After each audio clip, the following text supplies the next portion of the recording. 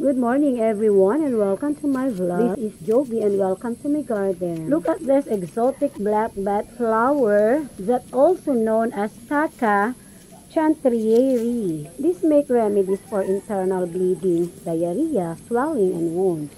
Its meaning and symbolism is a strong awareness and intuition, eternal love and passion. And these pure black flowers are so rare. They have come to symbolize mystery, elegance, or feeling somber. Sa iba naman, it could mean sadness. Para tuloy ayoko nang alagaan ito.